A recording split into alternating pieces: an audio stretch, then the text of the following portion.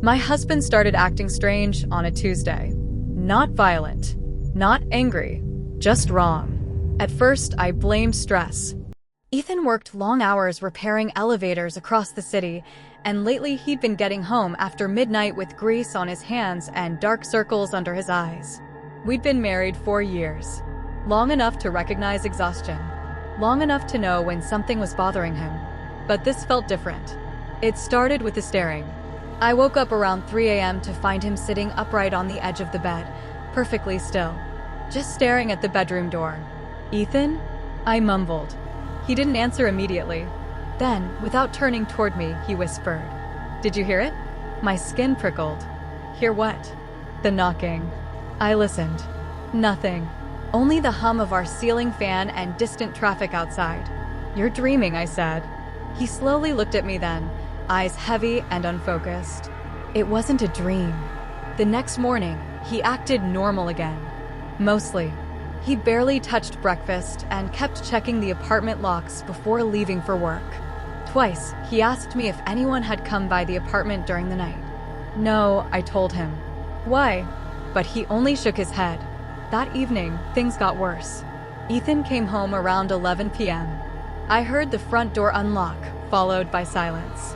"No, hey babe." No footsteps. Just silence. I walked into the hallway and found him standing in the dark living room, motionless, still wearing his work jacket. He was staring at the hallway mirror. "Ethan." He flinched hard, like I'd woken him from a trance. "Oh, sorry. What are you doing?" For a second, he looked embarrassed. Then he said quietly, "I thought I saw someone behind me." I laughed nervously. "You're seriously freaking me out."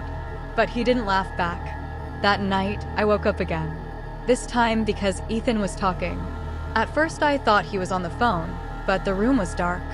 He was sitting beside the bed whispering toward the closet. Softly, repeatedly, like he was answering someone. I couldn't make out every word, but I heard this clearly. "No, she doesn't know." Nothing was there. When I looked back at him, he whispered. It followed me home. Every hair on my arm stood up. "What followed you?" He didn't answer. Instead, he stood up abruptly and walked into the bathroom, locking the door behind him. I heard him vomiting inside for nearly 10 minutes. Later that night, I pretended to sleep. Around 2:17 a.m., Ethan got out of bed. Quietly, carefully. I waited until he left the room before following him. The apartment was dark except for the kitchen light. I stopped at the hallway corner and peeked around. Ethan was standing near the front door, talking to someone. Except nobody was there. I could only hear his side of the conversation. "No, not her." Pause. I said no. Longer pause. Then Ethan suddenly tilted his head as if listening closely.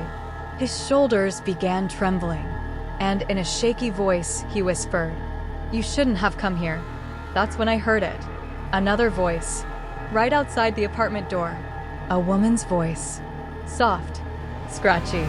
Barely human. "Let me in." I froze. Ethan looked terrified. The voice came again. "Please, let me in." Then 3 slow knocks echoed through the apartment. Knock. Knock. Knock. Every instinct in my body screamed to run. But Ethan stepped toward the door. "No," I shouted. He turned toward me, so suddenly it startled me. His face looked wrong. Not physically wrong, but empty, like something behind his eyes was wearing him. "Claire," he said calmly, "go back to bed." The knocking continued. Slow. Patient. "Ethan?" He unlocked the deadbolt. I ran toward him. The moment my hand touched his arm, he screamed. Not a normal scream. A horrible, guttural sound filled with pain. He collapsed to the floor, clutching his head. And the voice outside changed instantly. It stopped sounding weak. Stopped sounding human. Now it sounded angry. "You let me in."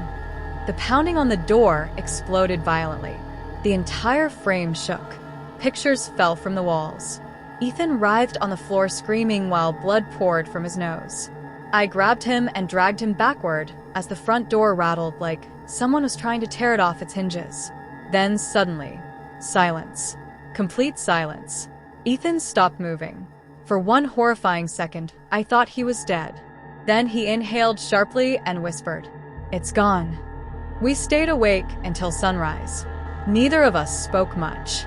Around 8 a.m., Ethan finally told me the truth point 2 days earlier. He'd entered the abandoned apartment complex alone while inspecting an old elevator shaft.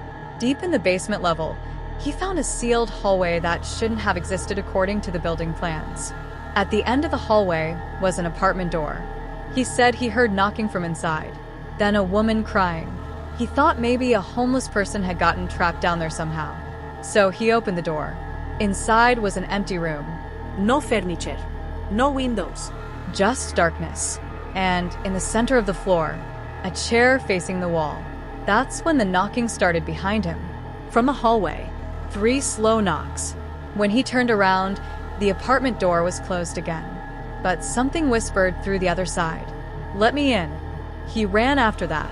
But ever since then, every night, the knocking got closer, until it reached our apartment. By noon, Ethan packed a bag. He wanted to leave the city immediately. I agreed. But before we left, I noticed something near the front door. 3 dark marks. On the inside, wood. Like scratches. No. Like fingerprints. And beneath them, written so faintly I almost missed it, were the words, "Next time, don't interrupt."